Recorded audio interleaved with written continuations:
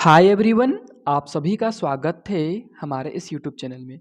आज की इस वीडियो में हम जेक बोर्ड यानी कि झारखंड बोर्ड का एक इम्पोर्टेंट वीडियो लेकर के आए हैं, जिसमें कि हम क्लास 10th एसएसटी विषय का मतलब कि सोशल साइंस विषय का एक इम्पोर्टेंट वीडियो लाए हैं। आपको बता देते हैं कि जो 2024 एग्ज़ाम के लिए बोर्ड का मॉडल क्वेश्चन पेपर जारी कर किया गया था, उस मॉडल क्वेश्चन पेपर का हमने हल बनाना शुरू कर दिया है और उसमें से ये बहुत सारा वीडियो में से एक है। और आज की इस वीडियो में हम इस एसएसटी विषय को 39 नंबर क्वेश्चन से बनाना शुरू करेंगे। तो चलिए सबसे पहले आपको हम बता देते हैं कि ये क्या-क्या चीज़ इसमें है, ठीक है? चलिए एसएसटी विषय का 39 नंबर से बनाएँगे क्योंकि 38 नंबर तक हम बना चुके हैं क्वेश्चन आंसर, ठीक है? नहीं देखे तो हमारे चैनल में जाकर के देख सकते हैं। देखिए 39 नंबर से आपको कैसे हल करना है, क्या कह रहा है कि लघु उत्तरीय प्रश्न किन्हीं 6 प्रश्न के उत्तर अधिकतम 150 शब्दों में दें। देखिए यहाँ पर बोल रहा है कि ये जो प्रश्न है 1, 39, 40, 41, 42 ठीक है, यहाँ पर 8 प्रश्न हैं जिसमें से आपको केवल 6 ही प्रश्न का उत्तर देना है और 1 प्रश्न का 3 नंबर मिलेगा। तो 6 तिया 18 नंबर आपको यहाँ पर मिल जाएगा, ये सब प्रश्न आप सही बनाएंगे तो, ठीक है। और 150 शब्दों में आंसर लिखना है, ठीक है ना, और किन्हीं 6 प्रश्न का ही आपको उत्तर देना है, ठीक है। चलिए अब यहाँ पर 39 नंबर का प्रश्न पढ़ते हैं। प्रश्न है 39 नंबर, जालियांवाला बाग हत्याकांड पर संक्षिप्त नोट लिखें। देखिए जालियांवाला बाग हत्याकांड 13 अप्रैल 1919 को हुआ था, ठीक है ना। तो इसी पर नोट लिखना है। तो चलिए इसका उत्तर देखते हैं। चलिए क्या लिखा हुआ है देखिए, जलियांवाला बाग बाग हत्याकांड 13 अप्रैल 1919 को अमृतसर के जालियांवाला बाग में एक जनसभा आयोजित करने की घोषणा की गई। देखिए जालियांवाला बाग हत्याकांड के बारे में हम लोग पढ़ रहे हैं, ठीक है, यहाँ से ये वाला टॉपिक है।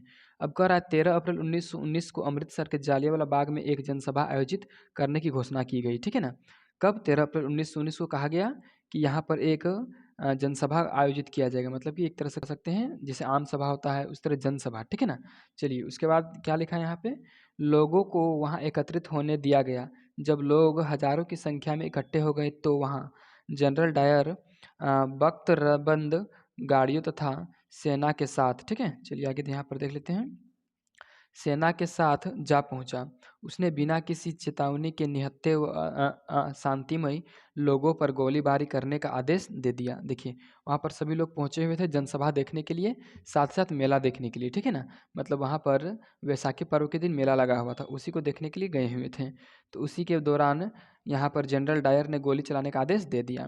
कह रहा है मरने वाले भारतीय की संख्या बहुत अधिक थी। ऐसा करने के पीछे जनरल डायर का उद्देश्य अनैतिक प्रभाव पैदा करना व सत्याग्रही लोगों के मनों में आतंक तथा भय की भावना भरना था, ठीक है। फिर क्या लिखा है, इतनी भारी संख्या में निर्दोष लोगों की हत्या के कारण गांधी जी ने असहयोग आंदोलन चलाया, ठीक है। ये तो हो गया शॉर्ट में, चलिए इसका और एक थोड़ा सा डिटेल देख लेते हैं।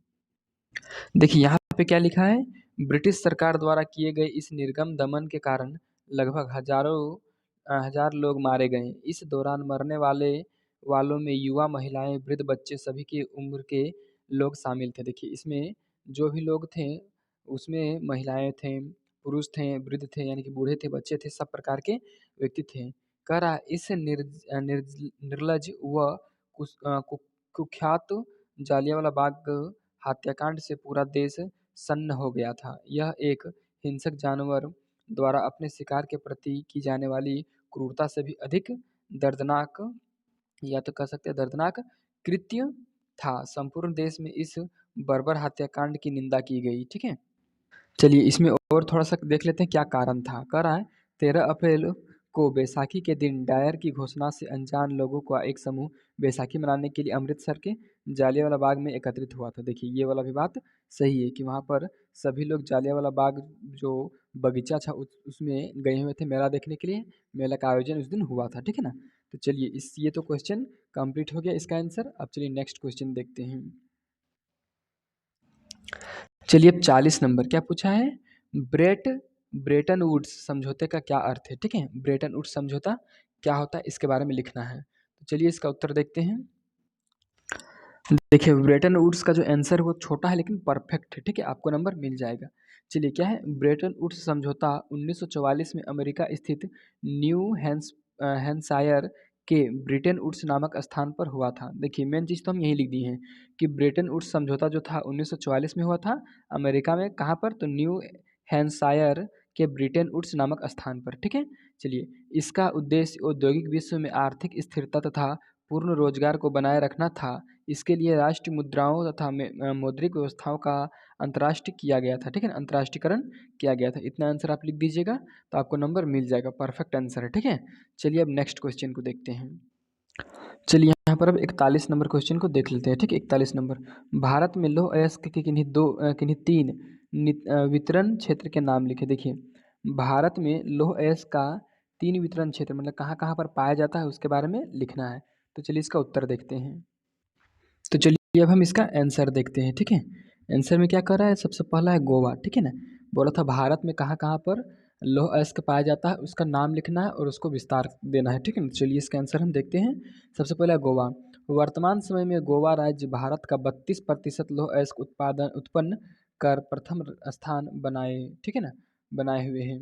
कह रहा है कि गोवा जो है पूरे भारत में अकेले 32% लौह अयस्क का उत्पादन करता है, ठीक है। कह रहा है यहाँ लोहे की खुली खानें हैं, ठीक है। पिरना अदोल, पाले ओनेडा तथा कुडनेम सुरला लौह अयस्क की प्रमुख खानें हैं, यानी कि लौह अयस्क का खदानों का नाम दिया हुआ है। यहाँ की धातु उत्तम किस्म की नहीं है, ठीक है। यहाँ का जो धातु है अच्छा नहीं है। यहाँ से लोहा जापान, कोरिया, ताइवान तथा पश्चिम यूरोप के निर्यात कर दिया जाता है, ठीक है। चलिए ये तो हो गया गोवा का बात। अब देखिए दूसरा है छत्तीसगढ़, ठीक है ना। छत्तीसगढ़ में भी लौह अयस्क का मात्रा काफ़ी ज़्यादा है। कह रहा है छत्तीसगढ़ 25% लौह अयस्क का उत्पादन कर देश में दूसरा स्थान बनाए हुए है। देखिए लौह अयस्क का दूसरा उत्पादन मतलब कि लौह अयस्क का उत्पादन में दूसरा स्थान किसका है, तो छत्तीसगढ़ का। फिर क्या लिखा हुआ है यहाँ धल्ली राजहरा जिसको दुर्ग बोला जाता है तथा बेलाडीला यानी कि बस्तर की खाने प्रसिद्ध है। यहाँ कौन कौन सा खान है, तो राजहरा, उसके बाद बेलाडीला, ठीक है। कह रहा है रायगढ़, बिलासपुर, मांडला, बालाघाट, जबलपुर एवं सरगुजा जिलों में भी लौह अयस्क के भंडार पाए जाते हैं, ठीक है। फिर और क्या लिखा गया है, चलिए यहाँ पर देखिए कि बेलाडीला की लौह खदानों का विकास जापान सरकार के सहयोग से किया गया है, ठीक है। इतना सारा लिख लिए। चलिए 2 ठो तो हो गया। अब तीसरा देखते हैं मध्य प्रदेश, ठीक है ना। मध्य प्रदेश में भी मतलब कि लोहा अयस्क का मात्रा है, ठीक है ना। चलिए मध्य प्रदेश का लोहा अयस्क क्षेत्र छत्तीसगढ़ नवनिर्मित राज्य में चले जाने के बाद अब यहाँ लोहे के सीमित भंडार ही रह गए हैं। देखिए मध्य प्रदेश जो है, मध्य प्रदेश और छत्तीसगढ़ का जब बंटवारा हुआ तो कुछ भाग उसमें छत्तीसगढ़ का चला गया, ठीक है ना। लेकिन अभी भी मध्य प्रदेश में कुछ मात्रा लोहा अयस्क का है, लेकिन बहुत कम है, ठीक है। जो कि मांडला, बालाघाट एवं जबलपुर के आसपास है। देखिए मध्य प्रदेश में लौह अयस्क का खान कहाँ कहाँ है, तो मांडला में है, बालाघाट में है और जबलपुर में है, ठीक है। इतना सारा बात आप जान गए होंगे। चलिए अब नेक्स्ट क्वेश्चन देखते हैं। चलिए 42 नंबर देखते हैं। 42 नंबर में क्या है, कृषि आधारित उद्योग और खनिज आधारित उद्योग में क्या अंतर है, उदाहरण सहित लिखें, ठीक है। चलिए 42 नंबर का आंसर देखते हैं कि ऐसा उद्योग जिसमें कृषि का उपयोग होता है और जिसमें खनिज का उपयोग होता है, दोनों में क्या अंतर है, ठीक है। चलिए चलिए देखिए क्या लिखा हुआ है, कृषि आधारित और खनिज आधारित उद्योग में अंतर, ठीक है। सबसे पहले कृषि आधारित उद्योग को देख लेते हैं।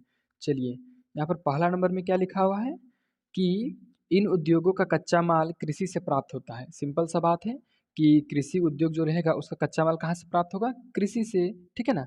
चलिए दूसरा में क्या लिखा है, शक्कर उद्योग, वस्त्र उद्योग आदि कृषि पर आधारित उद्योग है। देखिए जैसे शक्कर उद्योग, ठीक है ना, यानी कि चीनी बनाने का उद्योग, वस्त्र उद्योग, ये दोनों कृषि पर आधारित उद्योग है, ठीक है।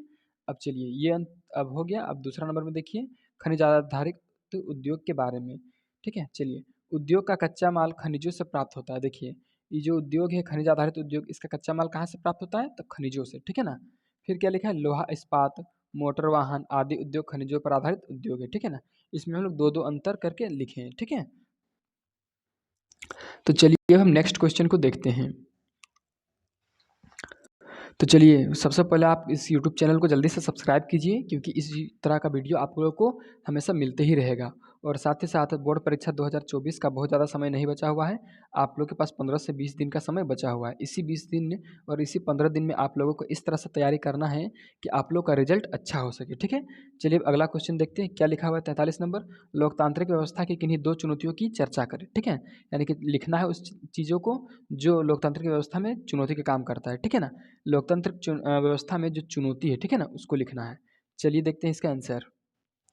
चलिए इसका आंसर देखिए यहाँ पर, लोकतंत्र के समक्ष प्रमुख चुनौतियाँ, ठीक है ना। पहला नंबर क्या है, लोकतंत्र की स्थापना, ठीक है ना। लोकतंत्र की स्थापना करना ये पहला चुनौती है लोकतंत्र की व्यवस्था का, ठीक है ना।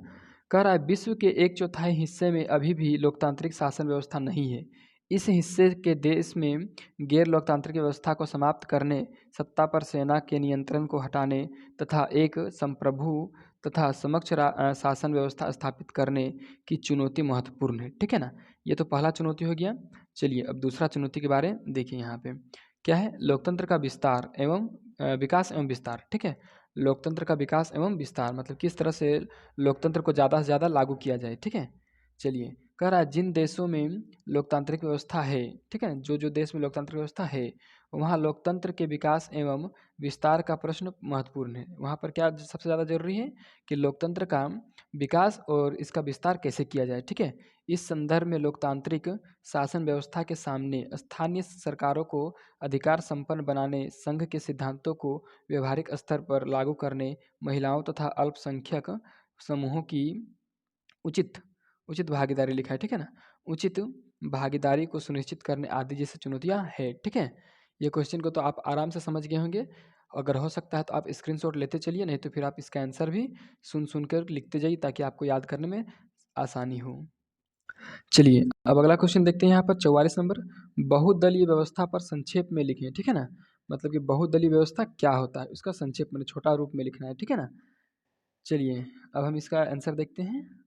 तो चलिए अब इसके आंसर को देखते हैं, ठीक है। क्या लिखा हुआ है आंसर, जब किसी राज्य में दो से अधिक राजनीतिक दल महत्वपूर्ण होते हैं, इसका मतलब है जब किसी राज्य में दो दल एक दूसरे के साथ रहते हैं, ठीक है, अथवा अनेक दल होते हैं और उनकी स्थिति सामान्यतः समानता की होती है तथा दो से अधिक दल मिलकर सरकार बनाने की स्थिति में होते हैं, तो उस देश